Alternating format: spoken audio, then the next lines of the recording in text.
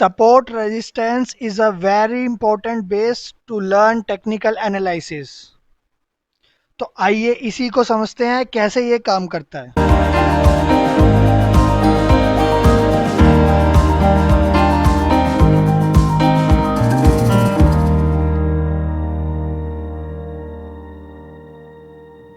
दोस्तों, सपोर्ट और रेजिस्टेंस एक बहुत ही बेसिक थिंग है और जितना बेसिक है उतना ही ज़्यादा इम्पोर्टेंट भी है, क्योंकि इसके बिना आप टेक्निकल एनालिसिस नहीं सीख सकते या आप चार्ट को एनालाइज नहीं कर सकते।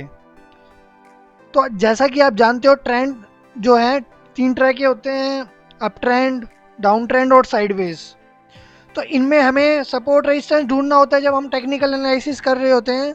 और टेक्निकल एनालिसिस में सपोर्ट रेजिस्टेंस अगर आप नहीं ढूंढ रहे हो तो आप कुछ मिस्टेक कर रहे हो। तो आइए सबसे पहले तो समझते हैं कि सपोर्ट और रेजिस्टेंस होता क्या है। सपोज कीजिए स्टॉक आपका एक पॉइंट से गिर रहा है, 110 रुपये का स्टॉक है और वो गिरता गिरता 100 रुपये आ गया। 100 रुपये से उसने एक बाउंस बैक लिया और वो फिर से 105 रुपये, 110 रुपये आ गया। फिर वो नीचे आया 100 रुपये पे, फिर 110 रुपये आ गया। तो जो ये 110 रुपये से 100 रुपये की साइकिल है, जो 110 रुपये से 100 रुपये की साइकिल, इसमें 100 रुपये है जो वो आपका सपोर्ट का पॉइंट है, जहाँ से स्टॉक बार बार बाउंस बैक कर रहा है। दूसरा जो आपका 110 रुपये है, जहाँ से ऊपर नहीं जा पा रहा है शेयर, वो है आपका रेजिस्टेंस, क्योंकि वहाँ एक स्टॉक जो है हर्डल महसूस कर रहा है। तो ये हुआ आपका सपोर्ट और रेजिस्टेंस। बहुत ही सिंपल है, आपको बड़ा आसान लगेगा समझने में, लेकिन उतना ही इम्पोर्टेंट भी है। मैं आपको लाइव चार्ट में समझाता हूँ। आप देख सकते हो आपके सामने निफ्टी का चार्ट खुला हुआ है, ये डेली चार्ट है। सबसे पहले तो मैं आपको बताना चाहता हूँ कि ये चार्ट जो है वो tradingview.com पे खुला हुआ है। आप इस पर अपना अकाउंट बना सकते हो, फेसबुक से लॉगिन कर सकते हो, गूगल से लॉगिन कर सकते हो, फ्री ऑफ कॉस्ट है। तो आप इस पर अपनी स्टडी भी लगा सकते हो या कोई इंडिकेटर भी लगा सकते हो, जैसा आपका दिल करे। तो सबसे पहले हम इस पर सपोर्ट और रेजिस्टेंस ढूंढने की कोशिश करते हैं। जैसा कि आप जानते हो, अभी मार्केट आज क्लोजिंग का लेवल है 11,178। सपोर्ट जो है वो आपका एक रेंज में भी हो सकता है। पहले तो मेन चीज ये, सपोर्ट लगाते कहाँ हैं। सपोर्ट जो है वो मेनली आपका कैंडल्स के हाई पे या कैंडल्स की क्लोजिंग पे लगता है, कैंडल्स के बीच में कभी नहीं लगता। हो सकता है आप जहाँ अपना कैंडल की क्लोजिंग पे है, जहाँ अपने कैंडल के हाई पे अपना ट्रेंड लाइन लगा के सपोर्ट या रेजिस्टेंस बना रहे हो, वहाँ पे पीछे कहीं कैंडल को मिडल से क्रॉस कर रहा हो, तो वो इफेक्ट नहीं करता। इफेक्ट करता है आपका करंट में जो चल रही है कैंडल। मैं आपको एग्जांपल दिखाता हूँ। ये मैंने एक हॉरिजॉन्टल लाइन सेलेक्ट करी। अब मुझे इसका रेजिस्टेंस ढूंढना है, क्योंकि शेयर का जो है, निफ्टी जो है, बाजार जो है, वो काफ़ी ऊपर आ चुका है नीचे से। आप देख रहे हो मैंने इसका रेजिस्टेंस ढूंढा, यहाँ पे मैंने लाइन लगा दी यहाँ पे। अब आप पीछे जाके देखोगे इसमें, तो ये किसी कैंडल के बीच से भी क्रॉस कर रहा है और ये किसी कैंडल के पीक पे भी है और क्लोजिंग पे भी है। ठीक है, मुझे क्या देखना है, मुझे अपना करंट जो ट्रेंड चल रहा है उस पे लगाना है। कई बार क्या होता है, मार्केट जो है या स्टॉक जो है वो आपके रेजिस्टेंस से या सपोर्ट से पहले ही घूम जाता है, रिवर्स हो जाता है। तो आप ये मत सोचना कि सपोर्ट से पहले उठ गया। सपोर्ट और रेजिस्टेंस इसी तरह से काम करते हैं। आप देख सकते हो ये जो मैंने रेजिस्टेंस लगाया है, ये पहले भी थोड़ा बहुत काम कर रहा था। अब दूसरी चीज ये आती है कि अगर मैं, ये तो मैंने रेजिस्टेंस लगाया, अब मैं नीचे अगर सपोर्ट लगाऊं, तो ये मैंने एक सपोर्ट लगा दिया, क्योंकि बाजार यहाँ से उठा था। पीछे कहाँ सपोर्ट है मुझे नहीं पता, देख लेते हैं, जरूर यहाँ से कोई सपोर्ट मिलेगा।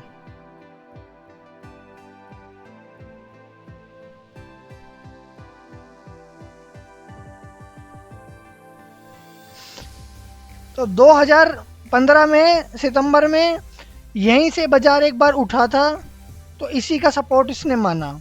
लेकिन हम ये चीज़ नहीं देखेंगे कि इसने कहाँ सपोर्ट माना, कहाँ सपोर्ट नहीं माना। हमें सपोर्ट और रेजिस्टेंस निकालना सीखना है। तो निकालते कैसे हैं? कोई शेयर गिर रहा है, सबसे पहले तो आपको एक चीज़ सीखनी होगी कि टेक्निकल एनालिसिस का मतलब क्या होता है। टेक्निकल एनालिसिस का मतलब होता है हिस्ट्री रिपीट इटसेल्फ। अब इसका क्या मतलब है? इसका ये मतलब है कि बाजार एक जगह से बार बार जब गिर रहा है, वो रेजिस्टेंस है आपका। एक जगह से बार बार गिर रहा है, मतलब आज गिरा था, सपोज कीजिए कि आज एक सिनेरियो बना और मार्केट इस लेवल से गिर गया, तो हिस्ट्री रिपीट इटसेल्फ का ये मतलब है, टेक्निकल एनालिसिस ये कहता है कि आगे कोई दिन अगर यही सेम कंडीशन रही और बाजार उस लेवल पे आया तो फिर गिरेगा। तो ये होता है टेक्निकल एनालिसिस का मतलब। अब मैं आपको एक चीज दिखाता हूं कि रेजिस्टेंस और सपोर्ट जो है वो आपका रेंज में कैसे काम करता है।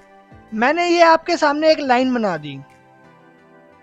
बाजार जो है वो कंप्लीटली एक रेंज में चल रहा है। उसकी रेंज क्या है? उसकी रेंज ये है।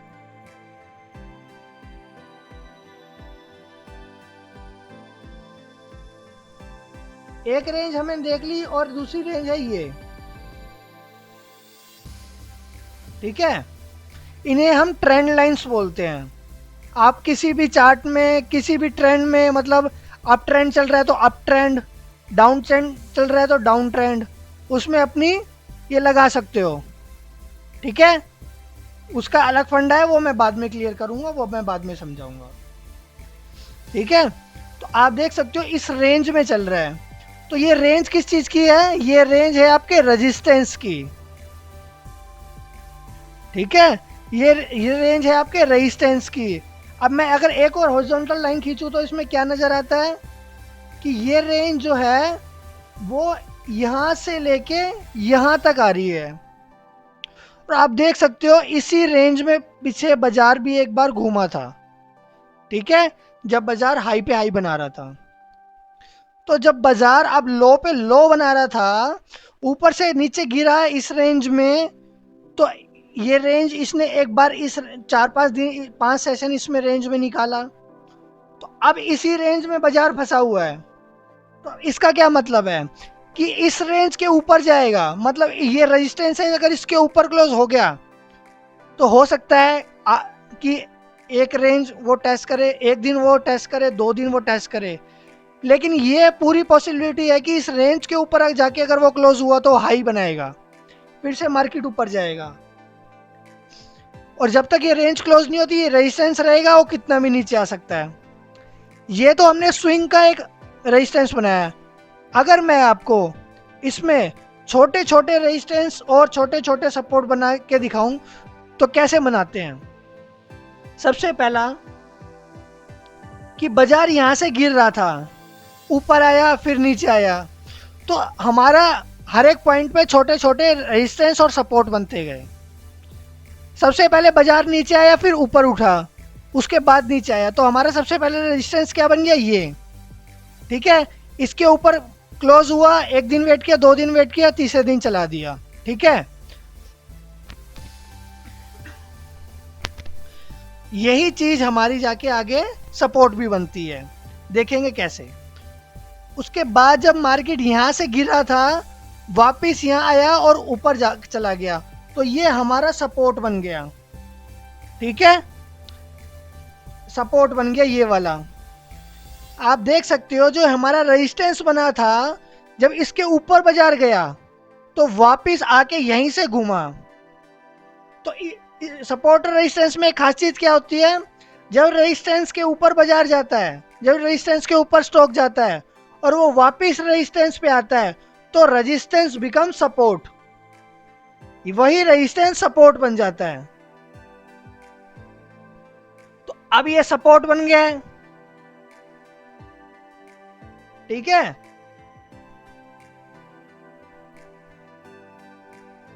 अब ये क्या बन गया है? सपोर्ट बन गया है।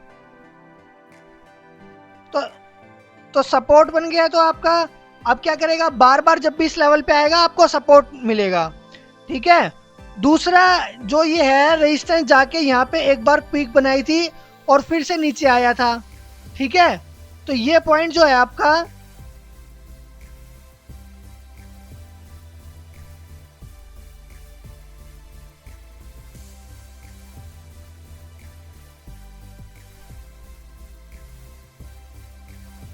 तो ये पॉइंट जो है आपका, ये वाला पॉइंट, ये भी आपको रेजिस्टेंस महसूस होगा, ठीक है। तो ये भी आपको रेजिस्टेंस होगा।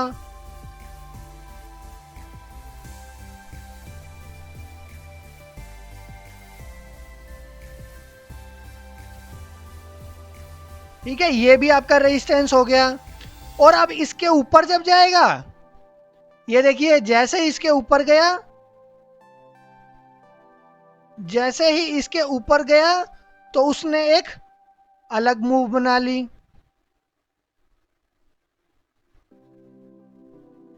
ठीक है ना। और यही यही लेवल आगे जाके आपका सपोर्ट बन गया।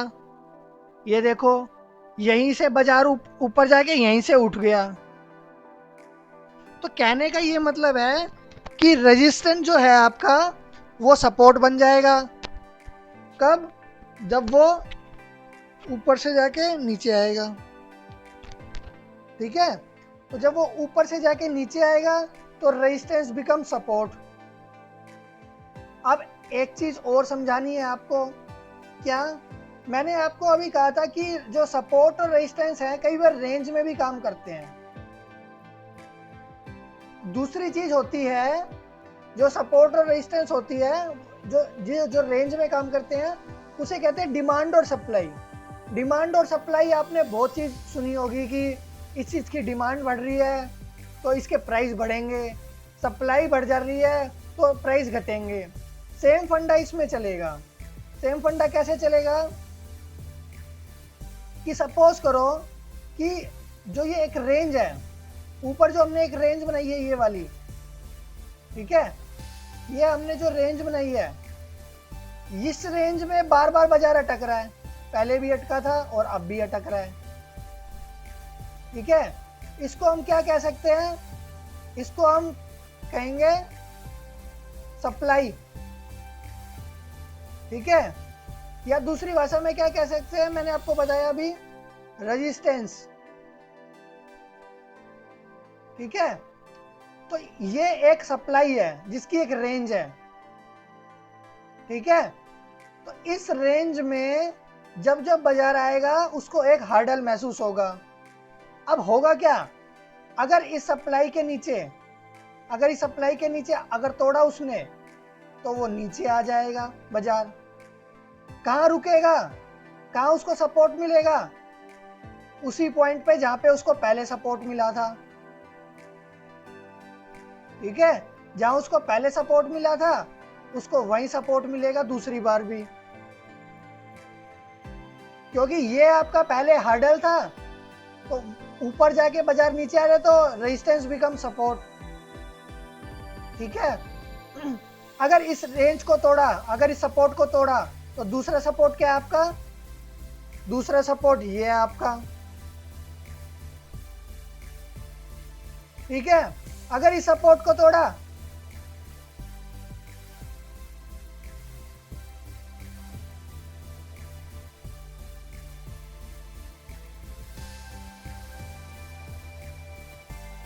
तो तीसरा सपोर्ट ये है आपका,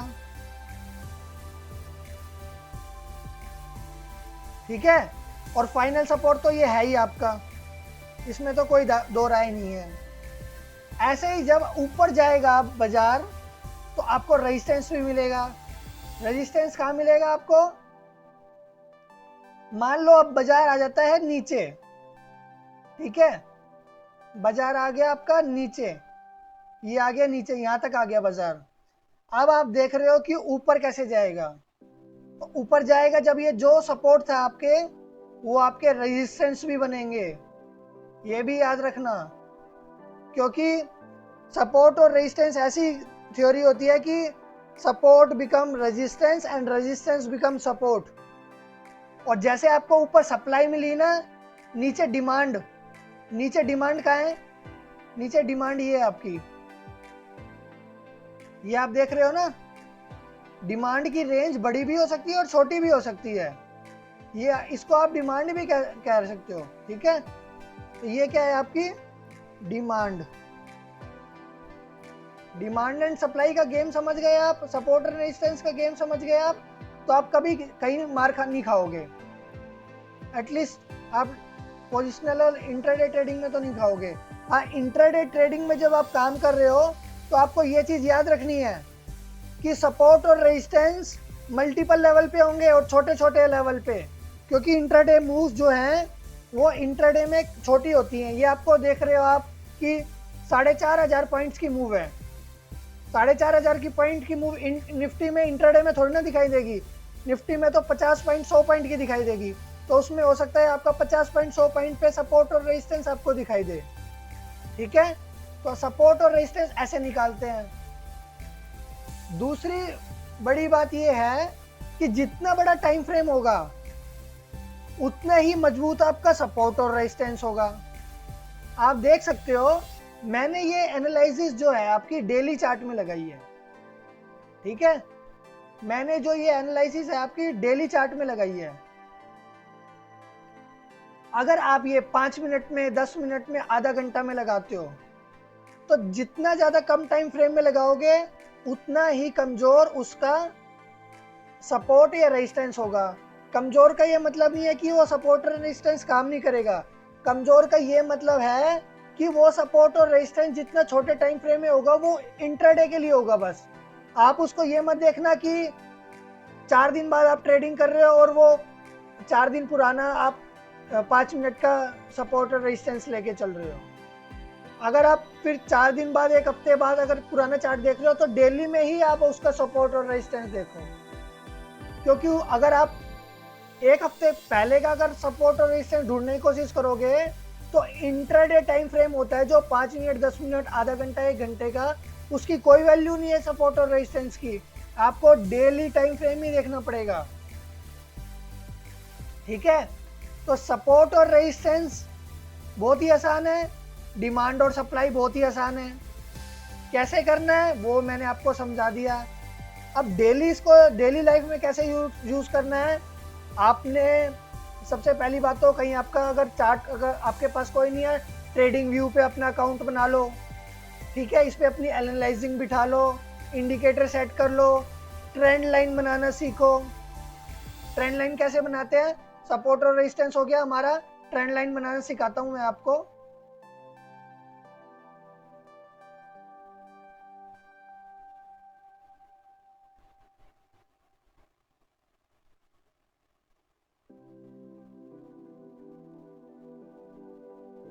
ये जो लाइन दिख रही है ना आपको ब्लू कलर की, इसको ट्रेंड लाइन ही कहते हैं।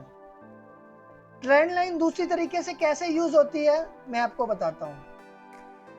मैंने आपको शुरू में कहा था कि 3 तरह के चार्ट होते हैं, एक अपवर्ड, एक डाउनवर्ड, एक होता है साइडवेज।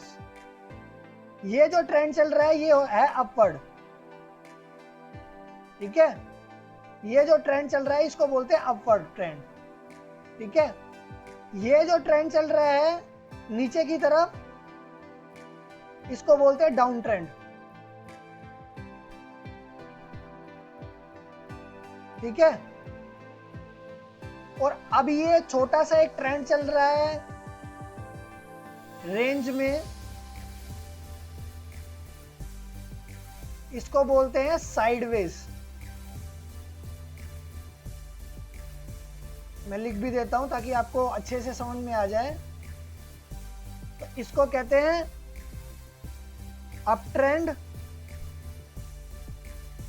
इसको कहते हैं डाउन ट्रेंड, और इसको कहते हैं आपका साइडवेज ट्रेंड, क्योंकि ये रेंज में चलता है और एक साइड में चलता है, ठीक है। अब ट्रेंड जो ये मैंने आप पिंक कलर की लाइन बनाई है, लाइट पिंक, इनको बोलते हैं ट्रेंड लाइन, इनको बोलते हैं ट्रेंड लाइन। और ट्रेंड लाइन किस लिए बनाई जाती है, ताकि आप अपना एक रेंज बना सको, एक अपना चैनल बना सको, जो मैंने एक रेंज बनाई है ना, ये वाली, ये जो मैंने एक रेंज बनाई है, ये इतनी बड़ी रेंज, ये इसको बोलते हैं चैनल। इस चैनल के बाहर निकलेगा, ऊपर निकला तो ऊपर की साइड ट्रेंड, नीचे निकला तो नीचे की साइड ट्रेंड। ऐसे ये चैनल बनाया जो मैंने, इसकी विड्थ देख सकते हो। जब तक इस चैनल में चल रहा है इसी चैनल में चलेगा। इस चैनल को क्रॉस करते ही ऊपर कटा तो ऊपर की ट्रेंड, नीचे कटा तो नीचे की ट्रेंड। क्लियर? बिल्कुल सिंपल है। इन्हीं को कहते हैं ट्रेंड लाइंस। तो ट्रेंड लाइंस बहुत सिंपल है। सबसे पहले एनालाइजिंग में क्या यूज करना चाहिए, चार्ट खोल के up trend, down trend, sideways तो देखते ही पता चल जाएगा आपको। ट्रेंड लाइन यूज करना सीखो, सपोर्ट रेजिस्टेंस निकालना सीखो, और डिमांड सप्लाई निकालना सीखो। इन 3 चीजों में माहिर हो गए तो ही आप इंडिकेटर, मूविंग एवरेज या बॉलिंगर बैंड इन सब में जाना, क्योंकि उन सब में इन सब की चीजें जरूरत पड़ेगी। अगर आपको बेस बनाना है तो यही आपका बेस है। आप लोग दुनिया भर जगह से स्ट्रैटेजी सीखने की कोशिश करते हो, दुनिया भर से आप कैंडल स्टिक और वीडियो देख के स्ट्रैटेजी सीखते हो, लेकिन पहले आप अपना बेस बनाओ। ये आपकी बेस की बुनियाद है, जिसको मैं कहता हूँ ट्रेडिंग की बुनियाद। ठीक है, तो आप इस चीज से सीखो। कोई प्रॉब्लम आए तो आप कमेंट सेक्शन में पूछ सकते हो। हमारा चैनल थोड़ा नया है, आपको ऐसे ही अच्छी अच्छी वीडियो आती रहेगी। आप प्लीज चैनल को सब्सक्राइब कर दीजिए, वीडियो अच्छी लगे तो लाइक कर दीजिए। Thank you very much.